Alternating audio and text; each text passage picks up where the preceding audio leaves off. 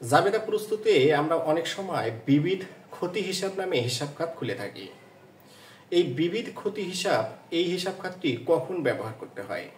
মনে রাখবে, আমাদের নিয়ম বলছে পণ্য, নগদ অর্থ, কোনো সম্পদ চুরি বা নষ্ট হলে বিবিধ ক্ষতি হিসাব নামে লিপিবদ্ধ হবে। কি বলছি? যে পণ্য, নগদ অর্থ, কোনো সম্পদ চুরি বা বিনষ্ট হলে সবসময় বিবিধ ক্ষতি হিসাব নামে হিসাব খাত খুলতে হবে। যেমন ক্যাশ বাক্স হতে টাকা চুরি। এখানে ক্যাশ বাক্স হতে টাকা চুরি এটি একটি অপ্রত্যাশিত ঘটনা।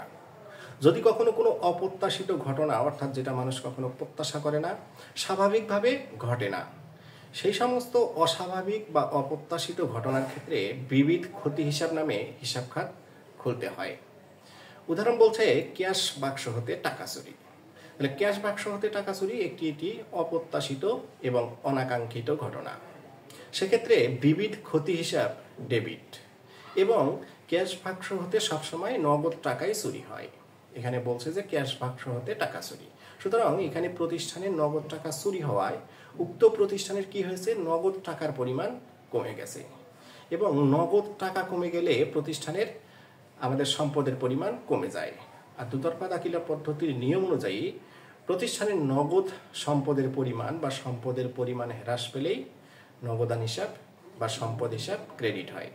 সুতরাং ক্যাশ বাক্স হতে টাকা চুরি বিবিধ ক্ষতি হিসাব ডেবিট এবং নগদান হিসাব ক্রেডিট হবে। অনুরূপভাবে অগ্নি দুর্ঘটনায় পণ্য বিনষ্ট হলো। দেখো, অগ্নি দুর্ঘটনাও একটি অনাকাঙ্ক্ষিত অপ্রত্যাশিত ঘটনা।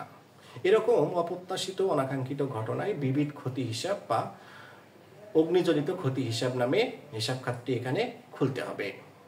এবং সবসময় এখানে পণ্য নষ্ট হলেই আমরা বলছি যে প্রতিষ্ঠানের পণ্য যদি নষ্ট হয় বা মালিক উত্তোলন করে, সেক্ষেত্রে আমাদের আবার ক্রয় হিসাব ক্রেডিট করতে হয়। এর পরের নিয়মটি হচ্ছে ব্যাংক সুদ মঞ্জুর বা ধার্য।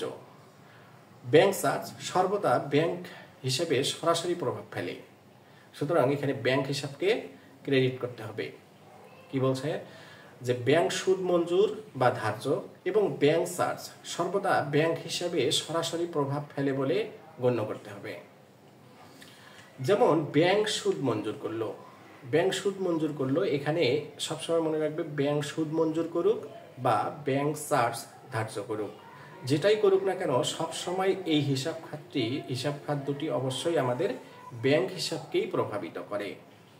যেহেতু ব্যাংক সুদ ধার্য বা ব্যাংক সুদ মঞ্জুর এই দুটি সবসময় ব্যাংক হিসাবকে প্রভাবিত করে, সুতরাং এক্ষেত্রে প্রথম যেমন ব্যাংক সুদ মঞ্জুর করলো, এই ব্যাংক সুদ মঞ্জুর করলো এর সঠিক জাবেদা হবে আমাদের ব্যাংক হিসাব ডেবিট এবং ব্যাংক সুদ হিসাব ক্রেডিট।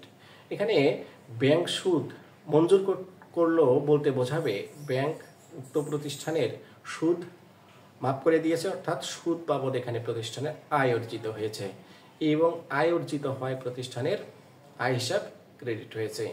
এবং ব্যাংক চার্জ ধার্য করলো, ব্যাংক চার্জ ধার্য করা প্রতিষ্ঠানের একটি ব্যয়। এখানে ব্যাংক চার্জ প্রতিষ্ঠানের ব্যয় হিসাব ব্যয় বৃদ্ধি পাওয়ায় ব্যাংক চার্জ হিসাব ডেবিট এবং ব্যাংক হিসাব ক্রেডিট হবে। এরপরে আছে স্থায়ী সম্পদের মূল্য ব্যবহার বা অন্য কোনো কারণে হ্রাস পেতে পারে। সেক্ষেত্রে সংশ্লিষ্ট সম্পদ হিসাব ক্রেডিট না করে পুঞ্জীভূত অবচয় হিসাব সংশ্লিষ্ট সম্পদ ক্রেডিট করতে হবে।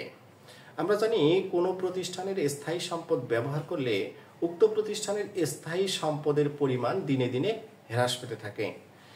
এই ধরনের ক্ষেত্রে আর আমরা জানি যে স্থায়ী সম্পদ হ্রাস পেলে সবসময় ক্রেডিট হয়, কিন্তু আমাদের বলছে যে ব্যবহারের কারণে যদি স্থায়ী সম্পদের মূল্য হ্রাস পায়, সেক্ষেত্রে স্থায়ী সম্পদ ক্রেডিট করা যাবে না। সেক্ষেত্রে পুঞ্জীভূত অবচয় ওই সংশ্লিষ্ট সম্পদের নাম লিখতে হবে। যেমন আসবাবপত্রের উপর অবচয় ধার্য করা হলো। আসবাবপত্রের উপর অবচয় ধার্য করা এটি একটি অদৃশ্যমান লেনদেন। অবচয় হচ্ছে প্রতিষ্ঠানের একটি অদৃশ্যমান মুনাফা জাতীয় ব্যয়, সুতরাং অবচয় হিসাব ডেবিট। এবং এই অবচয়ের ফলে প্রতিষ্ঠানের সম্পদের পরিমাণ হ্রাস পেয়েছে, নিয়ম অনুসারে স্বাভাবিকভাবে এখানে সম্পদ হিসাব ক্রেডিট হওয়ার কথা, কিন্তু আমাদের নিয়ম বলছে যদি স্থায়ী সম্পদ ব্যবহার বা অন্য কোনো কারণে ক্ষয় হয় সেক্ষেত্রে সেই ব্যয়কে আমরা মুনাফা জাতীয় ব্যয় হিসেবে অবচয় হিসেবে গণ্য করি এবং অবচয়ের ফলে কখনোই প্রতিষ্ঠানের সম্পদ সরাসরি হ্রাস পায় না। সেক্ষেত্রে ক্রেডিট হিসাব খাত সম্পদ হিসাব না করে পুঞ্জীভূত অবচয় হিসাব করতে হবে। অর্থাৎ যেমন আসবাবপত্রের অবচয় ধার্য করা হলো, আসবাবপত্রের অবচয় ধার্য করা হলে অবচয় হিসাব ডেবিট এবং পুঞ্জীভূত অবচয় আসবাবপত্র হিসাব ক্রেডিট হবে। ধন্যবাদ। এর পরের ভিডিওতে আমি আরও কয়েকটি নিয়ম নিয়ে আলোচনা করছি। তো আমি অনুরোধ করব অবশ্যই তোমরা আমার চ্যানেলটি সাবস্ক্রাইব করে আমার সাথেই থাকবে। ধন্যবাদ।